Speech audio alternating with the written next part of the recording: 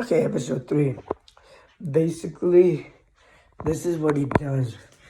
Spider-Man makes a machine to hopefully use in battle that fuses them both together. And then he manages, and then through a sneak mission, we see that Fisk is trying to hit the same old police station because it's a lot weaker. But Fisk isn't going there himself. Surprising. So Spider-Man quickly tells all of those people, Oscorp and stuff like that, the location of where Fisk is, and they shoot it up, And then Spider-Man throws the bomb, and then they fuse together,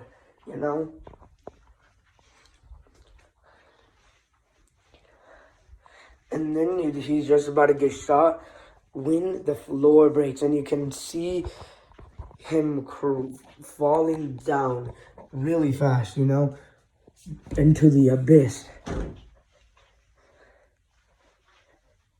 Right? So Spider-Man tries to go in there, but he stopped because maybe it's a trap, They want to know what comes out. Giant tentacles come out. And they're actually doing a good job of fighting it back. They throw these red energy grenades which temporarily stop the tentacles. Then Spider-Man sees Fisk is making a run for it by taking an emergency exit. Right? So Spider-Man quickly cuts off the power supply to that door. And while Fisk is resupplying the power, Spider-Man goes outside that door and he puts multiple bombs on the outside. And then rigs it so that whenever Fisk opens the door, boom.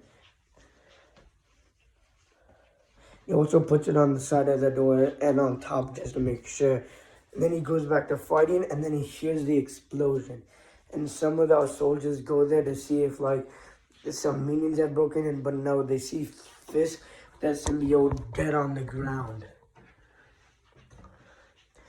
They analyze the symbiote, and it's dead. So they take Fisk's body with the symbiote, and they cover it in lava. And then they take the ashes. I want to know what they do with it. They take each grain of it.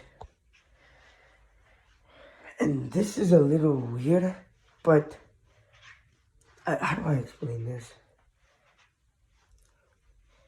They put it each grain, a couple of grains in each country until it's all separated, just to make sure, But yeah, so that happened. So the Mafia and Fisk have been taken down. And the drug tombstone or whatever he was making wasn't real. And all seems well. Until something weird happens. Spider-Man gets this power urge. The feeling that he is now the boss. Then we cut to Miles Morales making some upgrades on his suit. And after a while, we see that Spider-Man's on the news for terrorizing the city. Apparently, there was a local attack by some of the Fisk minions who were remaining, and Spider-Man had actually helped the Fisk minions out. And then Miles Morales sees that Spider-Man is using these black tentacles.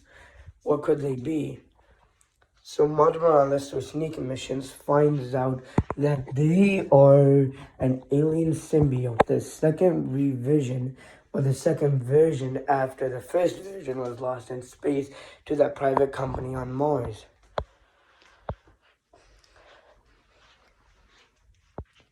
And then Spider-Man seems closer and closer to be making a specific Oscorp station weaker and weaker, making it harder to get in, making it more dangerous for the employees to get in, depleting the power source, depleting the food and water source. They're doing all that.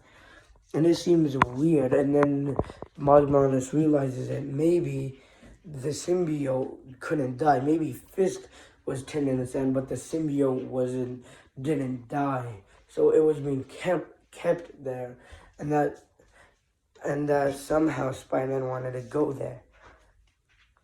But then through some more investigation, we find out that each symbiote has a telepathic sense to where the other one is. So he realizes that this symbiote had taken control of Spider-Man to reunite with the other one to become even more powerful.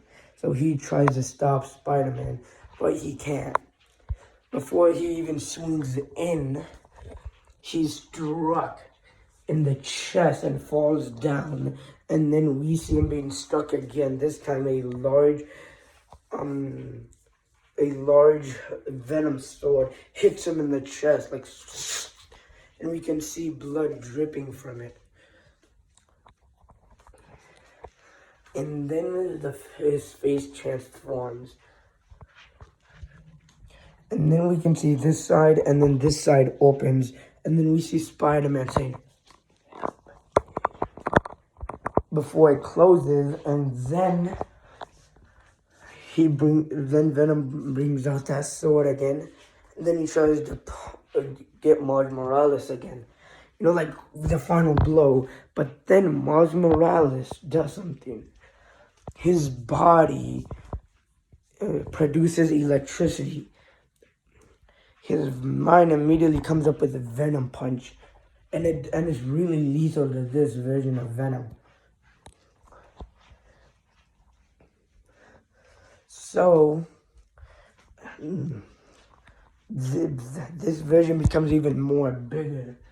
Like the regular Venom and Eddie Brock, like how he would look like. Giant, big, and strong. And then they fight. And eventually, the first symbiote breaks out of that Oscorp tower and then fuses with this version of Spider-Man. And then we see this one disappearing into the night. Miles Morales not being able to catch him.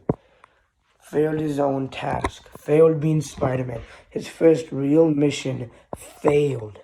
He failed. He's a failure. He always thinks that. Even when he's in school, he thinks he's a failure. And then we see something. The school is put under lockdown. Nobody knows what's happening. Miles Morales doesn't know what's happening. The school is put under level 5 security protocol lockdown. Sable, Rocks on Oscorp, and local police force are all there guarding. Outside, nobody gets in, nobody gets out. All the items are confiscated, and everybody is body scanned along with a blood sample, DNA sample, and saliva sample, along with an eye scan too. And that happens to everyone until they're told to go under their desks again. What's happening? This is episode 3.5.